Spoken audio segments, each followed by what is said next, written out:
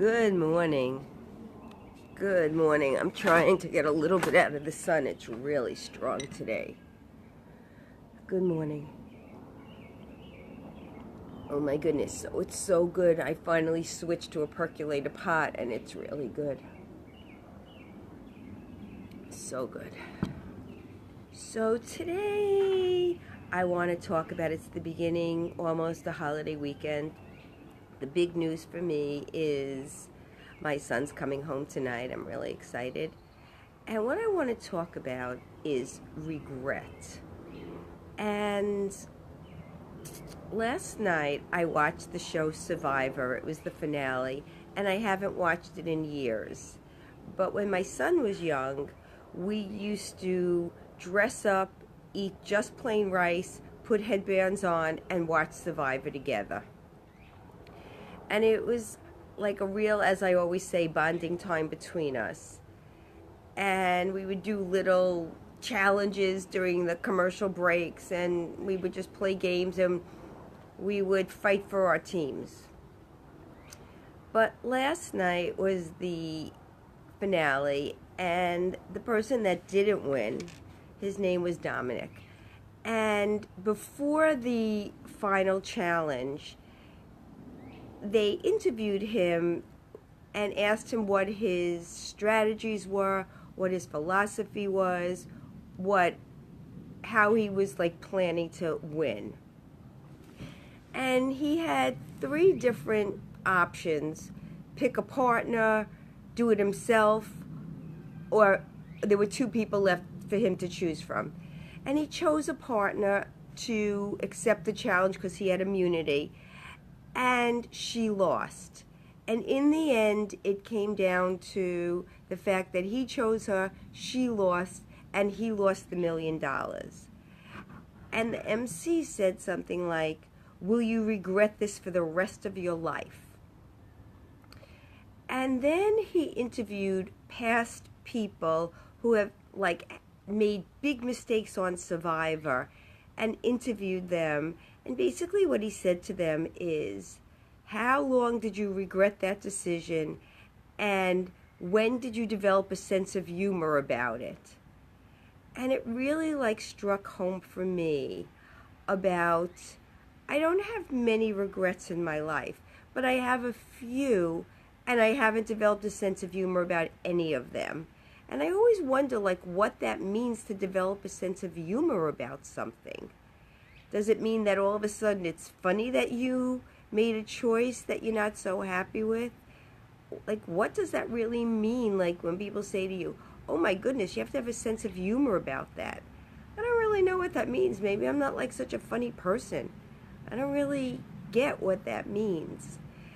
And both of the people that didn't, that, made mistakes during their strategizing, I don't think they really had a sense of humor about it. And what I was like trying to think about is, when you make a mistake and you do have regrets about it, how do you get a new perspective on the situation? And that's what the MC tried to do after he asked them if they had a sense of humor about it, was getting a new perspective. Good morning, good morning. And I think that perspective in life is everything. And I call it mindset. You can call it anything you want. But what I'm talking about is perspective. The way you look at something now versus the way you look at it from the future.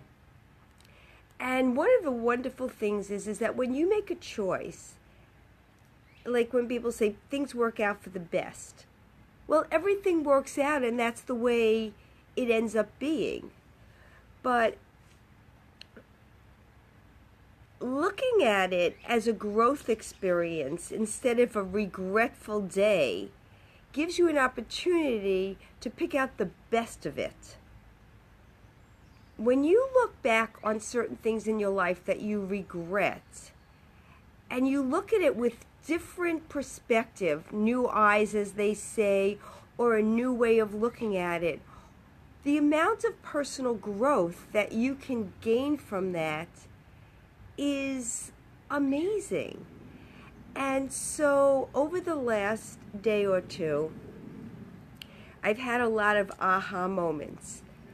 My coffee time is not, I don't want my coffee time to turn into my life and what I'm going through. I feel like it should be like a shared experience that people could relate to. But with my son going off to Iraq, I'm kind of in this mindset of like nervousness, worry, and I know he's living his dream. People say to me, he's meant to do what he could do, everything will be okay.